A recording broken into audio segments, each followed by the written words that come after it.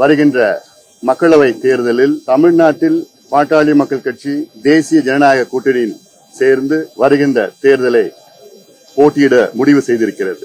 நாட்டின் நலன் கருதி மாண்புமிகு பிரதமர் மோடி அவர்கள் நல்லாட்சி தொடர, தமிழ்நாட்டில் மாற்றங்கள் வர நாங்கள் இந்த முடிவை எடுத்திருக்கின்றோம். பாஜக கூட்டணி பேசிட்டு இருந்தாங்க. அப்படி கூட்டணி பேசி 2 பேர்கிட்டயுமே பேரத்தை பேசி ஒரு பெட்டியை வாங்கிட்டு அவரோட பையன் மகனோட லைஃபை செட்டில் பண்ணிட்டு இந்த மக்களை கொண்டு போய் அடமானம் வச்சுட்டாங்கன்றது ஒரு வருத்தத்துலதான் நாங்க இருக்கோம். மக்கள் மத்தியிலுமே பாட்டாளி மக்கள் கட்சி எங்களோட சொந்தங்கள் மத்தியிலுமே பயங்கர அதிருப்தியில இருக்காங்க. 60 ஆண்டு காலமாக தமிழகத்தை ஆட்சி செய்து கொண்டிருப்பவர்கள், அவர்கள் மீது மக்களுக்கு இன்னும் சொல்ல போனா ஒரு வெறுப்பான ஒரு சூழல் இருக்கிறது. மக்களுக்கு ஒரு மாற்றம் வர வேண்டும் என்ற எண்ணம் ஆழமாக இருக்கிறது. அதை பூர்த்தி செய்யத்தான் நாங்கள் இந்த முடிவை எடுத்திருக்கின்றோம். எங்கள் கூட்டணி தமிழ்நாட்டில் மட்டுமல்ல, இந்தியாவிலே மிகப்பெரிய வெற்றி பெறும். மாண்புமிகு பிரதமர் அவர்கள் 3வது முறையாக இந்தியாவின் பிரதமராக நிச்சயமாக தேர்ந்தெடுப்பார்.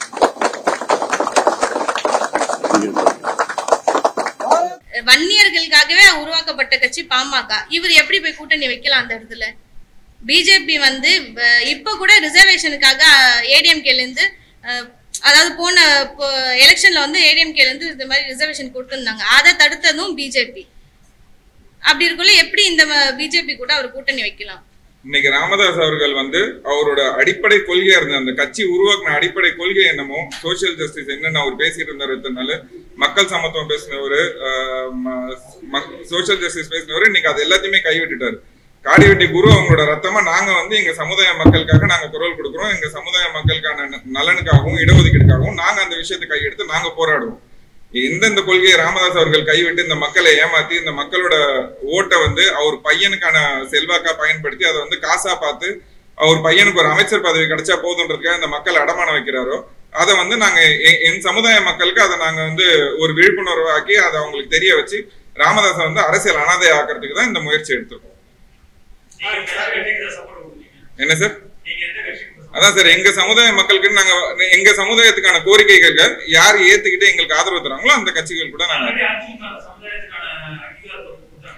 சரி ஜாதிவாரி கணக்கு எடுக்கணும் சார். எங்களுக்கு இப்ப ஜாதிவாரி கணக்கு எடுக்கிறத பத்தி அதிமுக பேசல, இன்னைக்கு வன்னியர் நலன் பத்தி அதிமுக எதுவும் பேசலீங்களே. பேசிட்டும் நாங்க அந்த காலத்துல பாமக அவங்க கூட இருந்தாங்க. பாமக கூட வச்சுக்கிட்டு வன்னியர்கள் அவங்க புறக்கணிச்சிட்டாங்கல்ல. அதனால நாங்க திமுகல இருந்தோம்.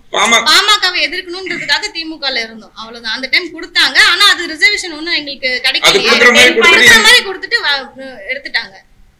10.5 கொடுத்தாங்க சார். சார் 10.5ன்றது எங்க மக்களுக்கான கரெக்டான கணக்கெடுப்பே கிடையாது. கணக்கெடுப்பு எடுக்கட்டும். கணக்கெடுப்பு எடுத்து எங்களுக்கு 8 இருந்தா 8 கொடுங்க, 10 இருந்தா 10 கொடுங்க, 15 இருந்தா 1931 சென்செக்ஸ் படி 17 இருந்தது சார் வன்னியர் மக்கள். அதுல இருந்து இன்னைக்கு எப்படி குறைவாங்க? சரி குறைஞ்சிட்டாங்கன்னு வச்சுங்க. 2 கோடி மக்கள் இருந்தாங்க, இன்னைக்கு 1 கோடி மக்கள் தான் இருக்காங்க. அந்த 1 கோடி மக்களுக்கான ரிசர்வேஷன் கொடுங்க. எதுவுமே எடுக்காம 10.5 பிளைண்டா எந்த நம்பர்ஸ் வச்சு எந்த ஃபேக்ட்ஸ் வச்சு நீங்க அரைவ் பண்ணீங்க? அதுக்கான ஸ்டெப்பை எந்த கட்சி எடுக்கும்? எந்த கட்சி எடுக்குதோ அந்த கட்சிக்கு நாங்க ஆதரவு தரோம் தான் நான் சொல்றேன்.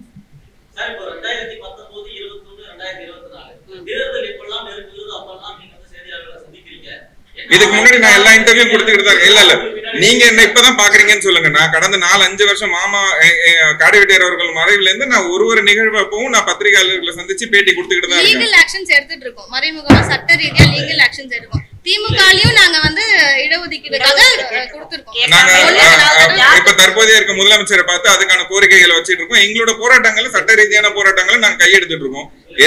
எல்லா சேனல்ஸ்லயுமே நான் பேட்டி கொடுத்துட்டு இருக்கோம். எங்க குடும்ப சார்ந்த எல்லாருமே நாங்க பேட்டி கொடுத்துக்கிட்டு தான் இருக்கோம். இப்ப நாங்க இப்ப இன்னைக்கு கூட்டணி அது தவறான கூட்டணியா இருக்கு.